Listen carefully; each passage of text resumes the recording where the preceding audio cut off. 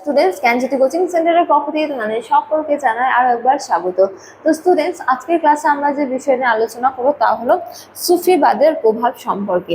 তো এর আগে ক্লাসে আমরা সুফিবাদ কি এবং সুফিবাদের মূল বৈশিষ্ট্যগুলি নিয়ে আলোচনা করেছি। তোমরা যারা ক্লাসটি করোনি তোমরা কিন্তু প্লে লিস্টে গিয়ে ভিডিওটি দেখে নিতে পারো। তো আজকের ক্লাসে আমরা যে বিষয় নিয়ে আলোচনা করবো তা হলো সুফিবাদের প্রভাব সম্পর্কে। তো আলোচনা শুরু করার পূর্বে তোমাদের বলে রাখি, তোমরা যারা যারা কেইউ অর্থাৎ কল্যাণী ইউনিভার্সিটির অন্তর্গত ফোর্থ সেমিস্টারে রয়েছে, তোমাদের যাদের যাদের মেজর হিস্ট্রি রয়েছে তাদের পেপার 5-এর একটি গুরুত্বপূর্ণ টপিক নিয়ে আজকের ক্লাসে আমরা আলোচনা করব।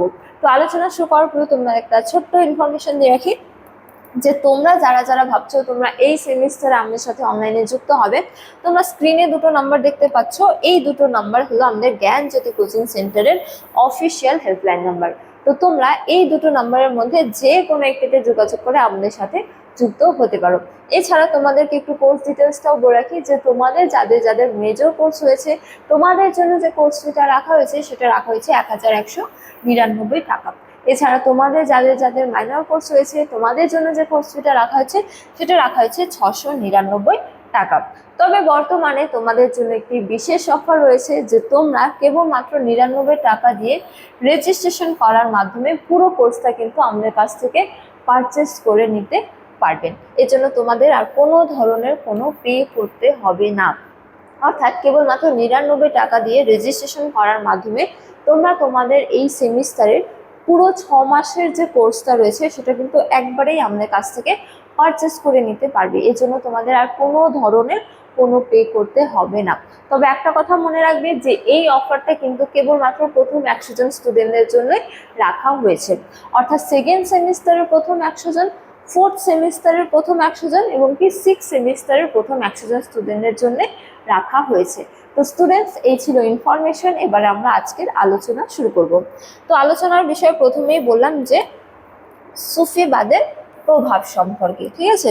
তো দেখো, বলা যায় যে এই যে সুফিবাদ বা সুফি আন্দোলন ছিল তা কিন্তু তৎকালীন সময়ে বিভিন্ন ক্ষেত্রে গুরুত্বপূর্ণ প্রভাব ফেলেছিল। অর্থাৎ সামাজিক ক্ষেত্রে, ধর্মীয় ক্ষেত্রে, রাজনৈতিক ক্ষেত্রে গুরুত্বপূর্ণ প্রভাব ফেলেছিল কি সুফি আন্দোলন, ঠিক আছে।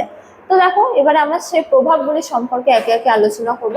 তো দেখো, প্রথমতম বলা হয়েছে যে ভক্তি আন্দোলনের প্রভাবের মতো সুফি আন্দোলনের প্রভাবও মধ্যযুগীয় ভারতবর্ষের সমাজে পড়েছিল, ঠিক আছে। তো তৎকালীন সামাজিক বা বলা যায় যে সামাজিক ক্ষেত্রে যেমন ভক্তি আন্দোলন সুদূর প্রসারী প্রভাব ফেলেছিল, ঠিক তেমনি সুফিবাদও কিন্তু সামাজিক ক্ষেত্রে যথেষ্ট গুরুত্বপূর্ণ প্রভাব ফেলেছিল, ঠিক আছে। তো দেখো, বলা হয়েছে যে সুফিরা শান্তিপূর্ণ এবং অহিংসভাবে অনেককে মুসলমান ধর্মে কি করেন, দীক্ষিত করেন, ঠিক আছে।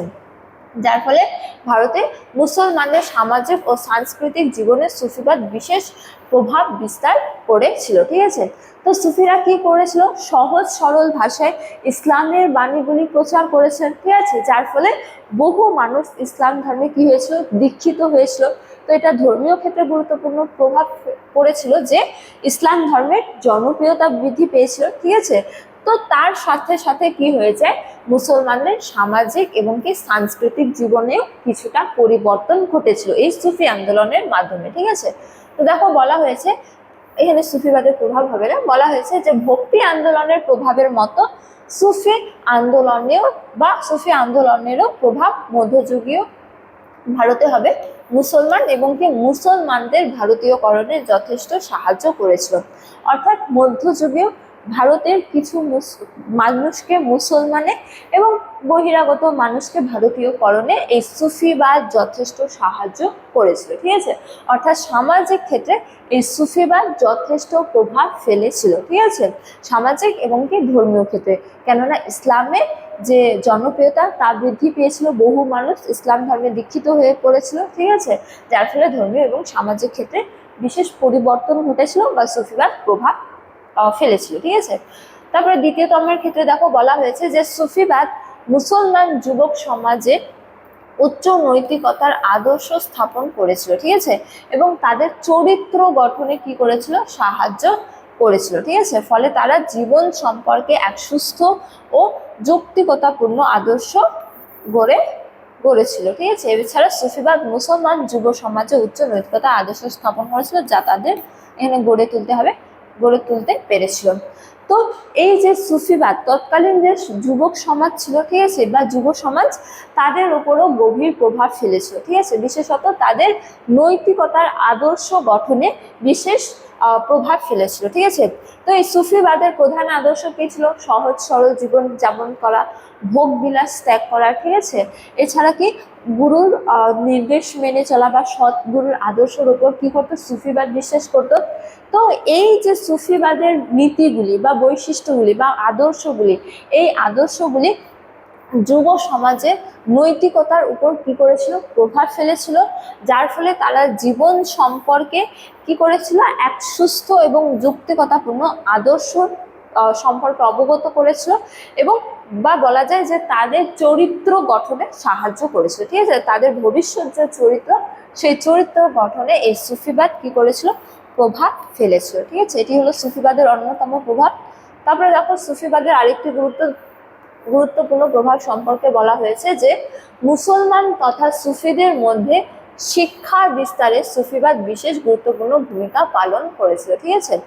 তো তৎকালীন সমাজে বিশেষত মুসলমানদের মধ্যে শিক্ষা বিস্তারে সুফিবাদ কিন্তু সুদূর প্রসারী প্রভাব ফেলেছিল, বা তাদের মধ্যে শিক্ষার বিস্তারে সাহায্য করেছিল, ঠিক আছে, সুফিবাদ। যেমন দেখো বলা হয়েছে যে সুফিদের কাঙ্ক্ষাগুলি শুধুমাত্র ধর্মের জন্য ব্যবহৃত হয়নি, এগুলি অন্যান্য বিষয়েও জ্ঞান বিস্তারে সাহায্য করেছিল, ঠিক আছে। তো সুফিদের ধর্মীয় আলোচনা, আধ্যাত্মবাদ এবং কি বৌদ্ধিক সত্তার প্রসারে সাহায্য করেছিল। তো সুফিরা ধর্ম সম্পর্কে প্রচার করলেও ধর্মের হাত ধরে জ্ঞান ও বিজ্ঞানের কি হয়েছিল? বিকাশ ঘটেছিল, বা বলা যায় যে শিক্ষার ক্ষেত্রে বিকাশ ঘটেছিল, বা মুসলমানদের মধ্যে শিক্ষা সম্পর্কে সচেতনতা এসেছিল, বা বলা যায় যে সুফিবাদ তৎকালীন সমাজের মানুষের মধ্যে শিক্ষা বিস্তারের ক্ষেত্রে গুরুত্বপূর্ণ প্রভাব ফেলেছিল। এই হলো সুফিবাদের অন্যতম গুরুত্বপূর্ণ প্রভাব। তো দেখো পরিশেষে বলা হয়েছে যে সুফিবাদ হিন্দু ও মুসলমানদের মধ্যে সৌহার্দ্য স্থাপনে সাহায্য করেছিল, এবং চিশতি সম্প্রদায়ের সুফিরা হিন্দুদের অন্তর্জাতের মধ্যেও জনপ্রিয়তা অর্জন করেছিল। তো সুফিবাদের বিশেষ প্রভাব হলো যে এই সুফিবাদ হিন্দু ও মুসলিমদের মধ্যে সম্প্রীতি এনেছিল বা সৌহার্দ্য এনেছিল, তাদের মধ্যে সম্প্রীতি স্থাপনে গুরুত্বপূর্ণ প্রভাব ফেলেছিল। এছাড়াও বলা যায় যে এই সুফিবাদের হাত ধরে বিভিন্ন সিলসিলাগুলি যে ভারতবর্ষে এসেছিল, চিশতি সম্প্রদায় বা চিশতি সিলসিলা, তারা হিন্দুদের মধ্যেও জনপ্রিয়তা অর্জন করেছিল, ঠিক আছে। বা পরিশেষে বলা যায় যে এই যে সুফিবাদ, এই সুফিবাদ তৎকালীন সমাজের বিভিন্ন ক্ষেত্রে গুরুত্বপূর্ণ প্রভাব ফেলেছিল। তো স্টুডেন্টস, এই ছিল আজকের আলোচনার বিষয়। এই ডিটেলসটা আমি ক্লাসের শুরুতেই দিয়ে দিয়েছি। তো ক্লাসটি ভালো লেগে থাকলে অবশ্যই লাইক করে বন্ধুদের সাথে শেয়ার করো। তো আজকের আলোচনার ক্লাস এতটাই, তোমাদের সাথে দেখা হবে পরবর্তী ক্লাসে। ততক্ষণ তোমরা সকলেই ভালো থাকো, সুস্থ থাকো। Thank you.